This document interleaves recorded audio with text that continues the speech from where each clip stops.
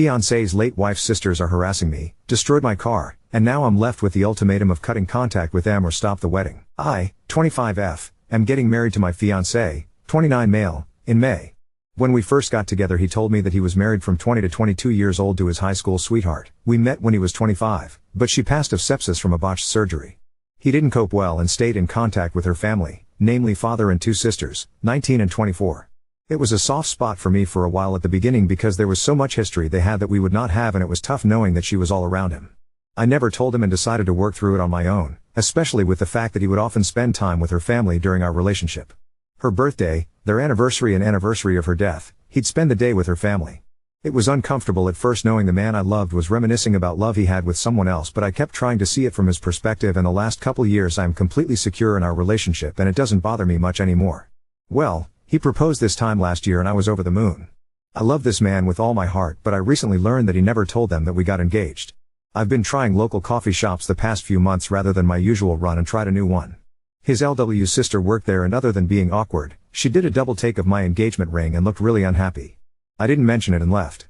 My fiancé told me that she kept messaging him on social media about it, and I wasn't happy that he kept it a secret. He apologized and was very depleted by it all. He said that he didn't want to hide me, but he didn't want to hurt them either, and that both of us were a huge part of his life. I understand that and let him off the hook slightly, just told him to be upfront with them from now on. That was that. At least I thought so. A week ago, on Sunday, I got a message from the 24 years old asking if I was happy with myself, that I would never replace his LW, and that if she was still alive he'd chose her over me every time. She even said that he only kept me around for me money and something to stick his D/CKN. I ignored it, but I can't say that it didn't affect me. When you're in my position, all these points are ones you have to work through, and it's not easy to get over those insecurities. It feels like a knock in the teeth when they're used against you. I mentioned it to him and he comforted me and reassured me. He said he'd set boundaries with her and I'd never have to hear from her again. Fine by me. That was until I found my car with wh/re and grave robber smeared in red paint.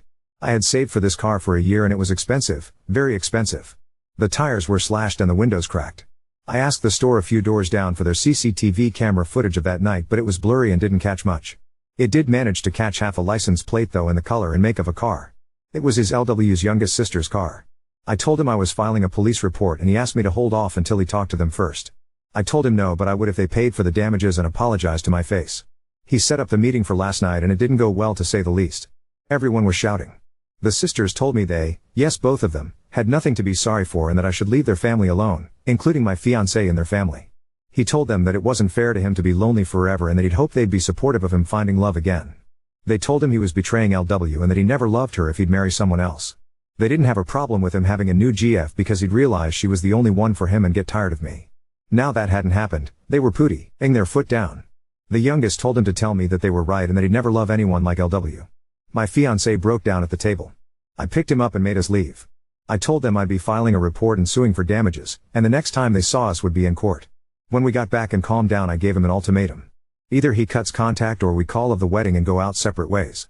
I wasn't going to live my life with this harassment and someday subject my children to their bullying. He said they would never bully a child, but I shot him down and said he didn't expect any of this either. He called their father, who was fairly chill about it all but still defending his daughters. They say I shouldn't control him and that I'm horrible for cutting them off. I don't know what to do. I can't live like this, and I don't think I should have to just because we're getting married. Mini update. Hey everyone, just a mini update to clear some things up before I have a discussion with my fiancé either later today or tomorrow about my ultimatum. I didn't sleep at all yesterday or the night before, for obvious reasons.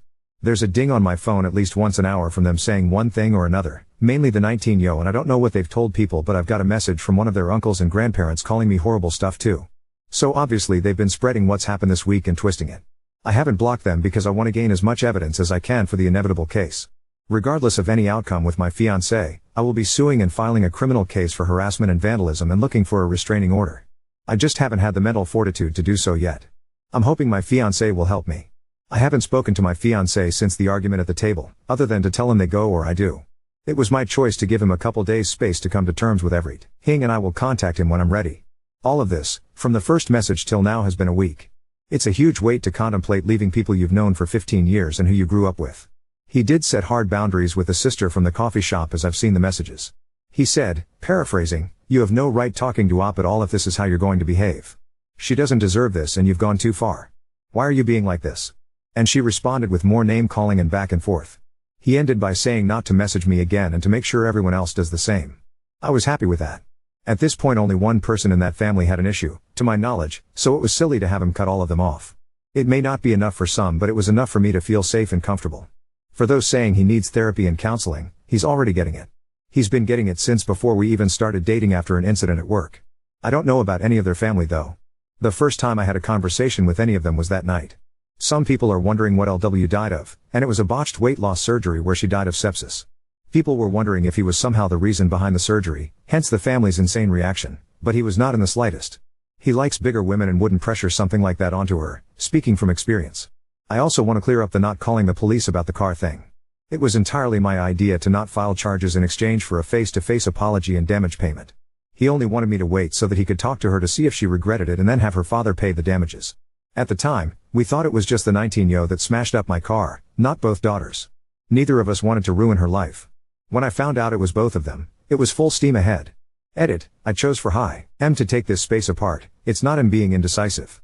I said to take time and that I'd reach out so that his decision is thought out. It's for me. I don't want to be chosen only to be 3 kids down the line and stuck in a resentment-filled marriage. Update 1. I texted him saying I thought it was time to discuss this and he was back at home not a half hour later. He'd been staying with a friend the couple nights we had no contact. We sat on our bed to talk because my back is sore from all the packing and I wasn't gonna force myself to sit at the table. Before we even got to talking he asked if we could cuddle for a minute. It definitely took some of the weight off and we were able to talk like a couple and not awkward strangers because, regardless of some people's beliefs, we do love each other and it took me a very long time to feel confident in that fact. Before anyone calls me a doormat again, no, I was still sure I would stick to my ultimatum. The first thing I asked was if he felt he had enough time to make his decision and he said he didn't need time. He was very shocked and bewildered at how so much could change in just a week and how everything he knew was shook up that he couldn't think and went numb. He did apologize that he didn't take a more defensive stance at the cafe and he doesn't want to make excuses for it. An explanation was that he genuinely didn't expect such a vitriolic response. He hid the engagement because he knew they weren't over LW's death and would be upset at the news. It wasn't like I would feel upset by them not knowing, which I wasn't really. He's known these girls since before they were in double digits and he would never have thought them capable of it. It came so far out of left field that he froze. I asked him if there was any possibility that either of them had a thing for him and he looked very confused and disturbed. I said how I've had people tell me it's not uncommon for siblings to do this after loss and he thought on it. Turns out you were right. He said the 24-year-old, about 8 months after LW's death made a move and tried to kiss him. He immediately left and told her mother about it. Mother and father are divorced now but weren't then. She was a minor at the time and messaged him saying she would be 18 soon so it wasn't a big deal. Her mother made her see the school counselor and didn't allow her to be alone with him for a while. It was years ago so he'd forgotten it even happened. He said he was sure that wasn't the case now because it had been so long but I'm not so convinced. Not that it matters anymore. He opened up his Facebook and gave it to me to read. 24-year-old had been messaging him which he ignored. She ranged from telling him off to crying and saying how betrayed the family was to trying to manipulate him against me. He said he was sure that he needed to put them behind him, and had been thinking it on and off since he proposed, but couldn't bring himself to do it. After this week, the fire was lit and he knew what he had to do. It was all just abstract until suddenly it was very real. He asked me how I've been coping and I told him. I felt like I'd done everything right but somehow things turned out worse than if I'd been the jealous type and stopped their contact at the beginning. I tried to be understanding and put in so much effort to be secure in myself and our relationship only for everything I worked on to be thrown in my face like I was a mistress that was cheating with him. He didn't blink the entire time and just listened. He said he should have been more observant and realized I was struggling with this so that he could help me but I've always been the strong one so he neglected to and he'll do better. As I've said in a few comments now, his parents had him in their late 40s and are retired. He hates to involve them in negativity but I was stunned when he said he's been talking to them about this since the first Facebook message. They were very understanding but his father took a tough love approach. He said the best quote I think I've ever heard. Get your act together before the jig is up. They offered to come stay for a while and help us move. I don't think that's necessary but I really appreciated the thought. On the subject of moving. I made it clear that I would not be living in this house any longer than I had to and he completely agreed. His parents offered to find us a place in their state if we wanted to have more of a support network and I'm honestly considering it after all this. They're only a state away from my own family so we'd be a lot better off. His job is remote and I should be able to find work there easily enough. I've been in contact with a friend who's a mechanic and they've quoted me between 1-2K for the damages, but that's in a cost estimate as a discount. A few people have said to get a real statement and to shop around. The real cost is between 4-5K and that's just for the noticeable damage. My friend thinks they've done something to the engine so thank God I couldn't drive it anywhere. He thinks I may be entitled to a replacement car altogether. If so, I will be sure to sue for it and that's not going to be cheap. After all the emotional things were discussed, he mentioned when would I be comfortable enough to go to the police. I made clear he was okay with that or I'd go on my own. He said, the surest I've ever seen him, that this is what needed to be done and he wasn't going to let them continue. He'd done enough to try and shield them, but he wasn't going to let it come at my expense. I'm currently in the bath frothing in bath bombs, but will be going to the station as soon as I'm done. He's downstairs right now printing out the new quotes from the mechanics and the messages 24 Yo sent him over the past couple days so we can go prepared. People have said that nothing will come of it, and you may be right. But I have to try. Hoping my local police don't have anything better to do. It's a small town. To finish, I made a point of asking again if he would cut them off where I had to go. He didn't miss a beat and said that they're no longer going to be a part of his life, even if I decided to leave. He did ask for one last meeting to say goodbye to her parents and to put a close on that part of his life, and to explain to the girls that this is not my fault but his decision after seeing how cruel they were capable of being. After that, we would block them on everything and move forward. I was completely fine with that. So, there we have it. Writing all this out and being able to talk to people about everything has been both helpful and a good distraction from the dumpster fire that was my life, and everything worked out as well as I could have hoped. We'll see how his meeting goes with them. I'm sure they won't be very happy about it, but that's not my problem. Update 2. So it seems I've been naughty because I got temporarily banned on here for 3 days. In chat someone was calling me every derogatory and sexist term imaginable, but I was put in timeout for defending myself. I appealed, but the appeal took the ban time anyway. Oh well. Sorry this update is taking so long for reasons stated above. So we drove down to the police station with our block of paperwork and had a couple hours talk. They were so sweet about everything. As some of you expected, they did say I should have come earlier, but they didn't really care because it was only a few days. They said that it often takes people about this amount of time to actually file charges if they weren't an immediate threat or danger, so unless someone was about to throw punches, I handed them everything and it looks like I've got plenty of evidence. They'll be contacting my insurance on my behalf to get the ball rolling, and so they can come to do a check of my car themselves. And then they can open a claim with me if I want. They're not filing a claim, they're just notifying about the criminal damages. I file criminal charges for harassment and vandalism, and they'll notify me with more details about my restraining order this week. My fiancé told the police that he was planning on meeting with LW's family and asked if that would contradict my case, and they said no. We're not married at the time of filing, so legally we're two separate entities in the case. Or something. So, my car is totaled. My mechanic friend, I'm gonna call him Tom because I can't keep saying my mechanic friend. So Tom and his partner at the shop did a full check on my car, and this is the damage they found. Shattered windshield 4/tires 2 broken windows, paint, obvious, I think, unknown substance in the engine oil, battered bodywork. They said with this amount of damage, I should just go for a new car, so that's what I'll be doing. If anyone is curious, it was a Volvo. I'd always wanted one and managed to buy one new 2 years ago. Either they get me a new car if they'd be set back about $60K. Either way I'll be alright. The amount classifies the vandalism as a felony, so they could be looking at jail time too. My fiancé met with the family on Saturday and Tom sat by the window. I currently live in a one-party state, so as long as my fiancé consents, the recording can be used in my case. While it may not be as drama-filled as some of you may want, it was still pretty stressful to see. They met at the same cafe that we did before, and Tom sat a few tables away. Fiancé arrived after their father and before them. For the best, because they managed to have a calm conversation for once. Fiancé told him how he was feeling, and Phil was very understanding but still trying to minimize. He was saying things like, they miss LW and they'll come around and just need time to come to terms with you moving on. He kept trying to initiate paying for the damages, but fiancé wouldn't talk about it until the sisters arrived. It was like butter wouldn't melt with the 24 Yo, but 19 came in like the Tasmanian Devi. My fiancé didn't acknowledge anyone until it had all settled down, where then he said this would be his last meeting with all of them and they'd be going their separate ways. He turned to the girls and said that he would miss who he thought they were, but the way they could treat people horrified him, especially me. He said that this was all him and they needed to accept that I was not to blame. He even said that it was me who offered the apology in exchange for not filing charges. The 19 Yo then interrupted asking what charges and that no one was going to charge them for barely touching a car. She was a deer in headlights when he asked what they'd done to the engine oil, and the two looked at each other. Seems they didn't expect me to find that out. Cue up the groveling. 24 Yo actually tried to touch his hand and told him he had to stop me pressing charges because this would ruin her and interfere with 19 Yo's college.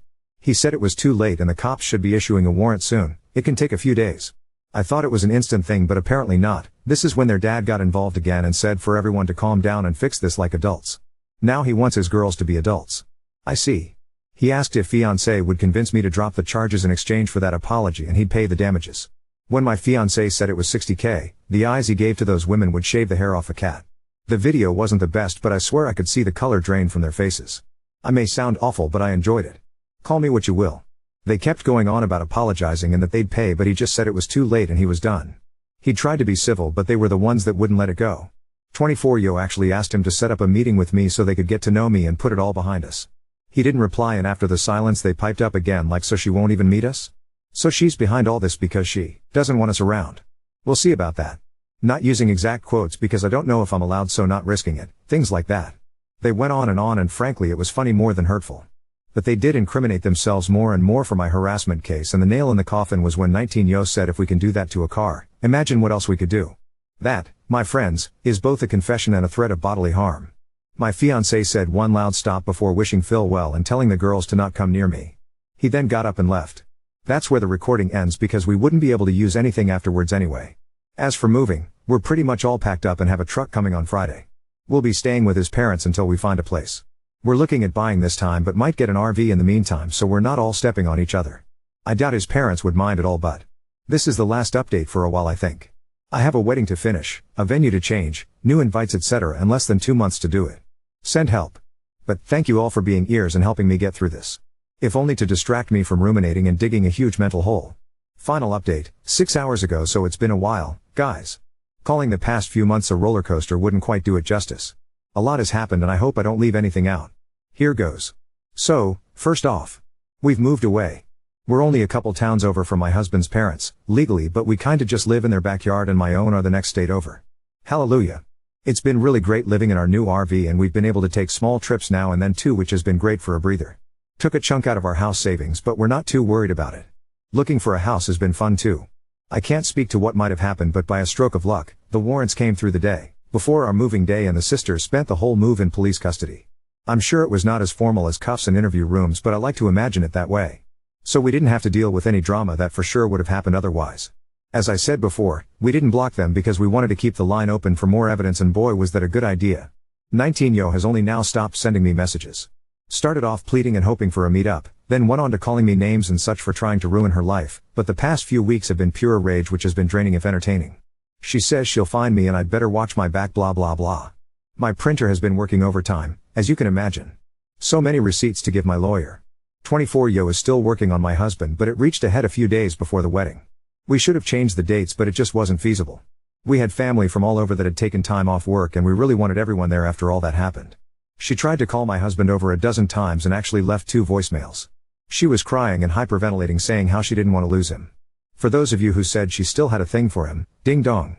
My husband listened to the voicemails with me and she just rambled. It was actually quite sad. She said that she always thought they would be together because they've been through so much together and it felt right. She blamed him for leading her on and making her fall for him only to choose someone else that he hardly knew.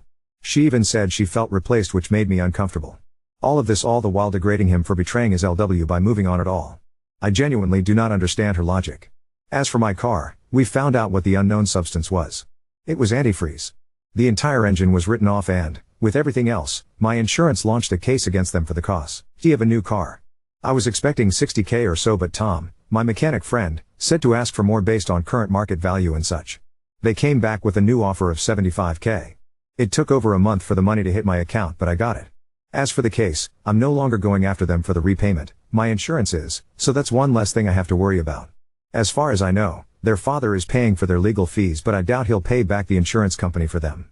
There is still a case against them for harassment and threatening behavior and I'm suing for the money it took to move away and emotional distress. My lawyer says they'll be liable and it's looking like they want to settle. I don't feel great about going for emotional distress but after everything they have done, it sure was emotionally distressing. The courts are moving slowly so I don't have anything new on the criminal case yet, other than that they are going to plead guilty. Shouldn't be long now and it's looking like they're getting probation and mandatory anger management. Not a stint in jail but oh well. At least they'll both have a record. My husband was down for a while since we left but he hasn't wavered in supporting me. He's getting back to his old self now that he's settling in at work here and he's enjoying being closer to his parents. It's been great for our relationship too because we all get on so well. As of the 21st, I'm a married woman. It was very hectic and stressful to change basically our entire wedding in 2 months but we did it and our guests were so understanding. We had to settle for a few things like our cake and catering, but everything else worked out amazingly.